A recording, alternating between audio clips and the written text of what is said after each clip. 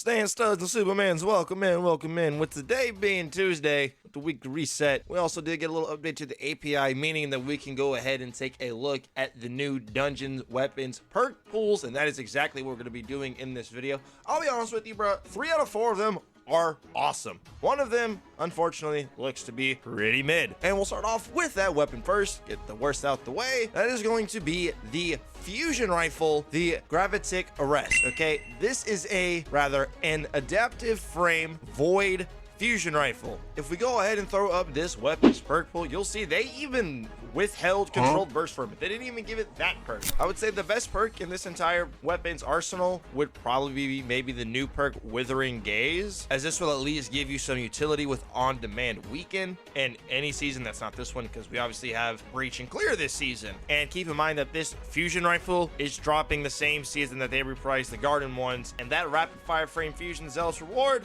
has control burst and is way better than this fusion rifle, so don't waste your time trying to get this weapon. However, something that might pique your interest a little bit more than that mid-ass fusion rifle, hear me out now, is the new auto rifle, okay? Just hear me out, okay? It's the pyroelectric propellant. It's one hell of a name, and this is an adaptive frame 600 RPM auto rifle. Now, the reason why I'm just giving just a little bit more of a notch above than the fusion rifle is it does have the new jolting perk called Jolting Feedback, and unlike Volt Shot, all you need to do to proc this perk is just deal repeated damage. That's it. You just deal some damage to a target, it's gonna get jolted with this perk. That's pretty good. Combine that with something like, I don't know, attrition orbs in the third column, I can definitely see a situation where I would be using this weapon. There's some utility and some use there. So not trying to glaze it like crazy, but definitely feel like it'd be worth more than the trash fusion rifle. And if you do want to go farm the auto rifle, I would recommend you just go hit up the first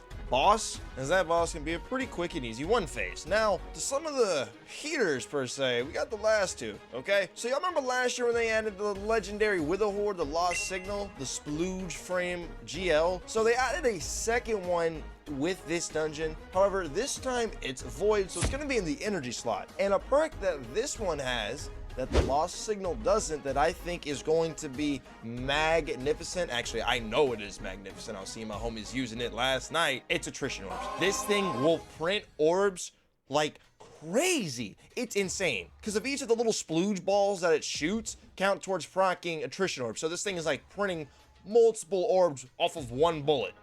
I'm trying to put y'all on some games, so y'all listen to your boy on this one. Trust. Maybe slot on something like Demolitionist and column 3 could go pretty hard. Also, I do want to mention that it does have the good old classic void weapon combination of repulsor brace and destabilizing rounds. I know people like that. It's on this weapon, but I'm telling you, bro, attrition orbs is going to cook on this weapon, on this archetype of weapon. If you would like to farm the void splooge grenade launcher, I would say go ahead and farm the first encounter, as the ball duping is still able to be done, so you can knock the runs out really quick. Now, I did decide to save what some might consider the best for last, as the chill inhibitor is the new grenade launcher heavy rapid fire frame stasis affinity. Why am I mentioning this? Well, going into this season, they actually buffed rapid fire frame heavy GLs. So now they're out damaging things like an edge transit because they hold more ammo, and now they're doing more damage, which is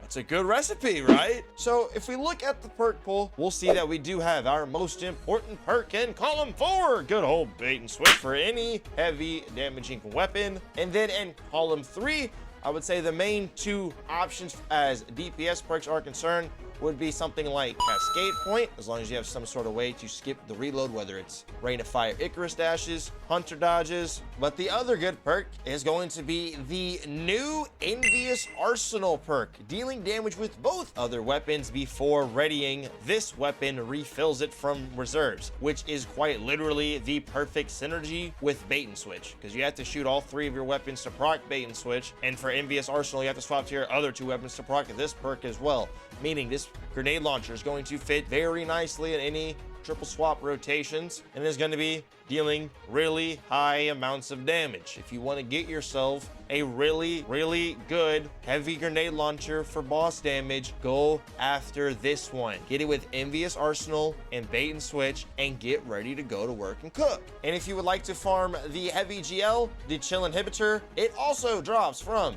the first encounter, just like the velocity baton. So if you're farming for both of those GLs, make use of the ball duping glitch while we have it. Get some quick farming runs in on the first encounter. May the RNG be in your favor. Also, real quick before I let you guys go, I just want to let y'all know about these weapons origin trait. Very similar to the Deepstone Crypt ones. Gray Legacy. Damage with these weapons generates a small amount of ability energy for the one closest to a full charge. Top off the nice little ability energy for you. Never hurt nobody. Thank you guys so much for watching the video, guys. Be safe, take care, do consider subscribing. See beautiful faces in the next one. Adios 07.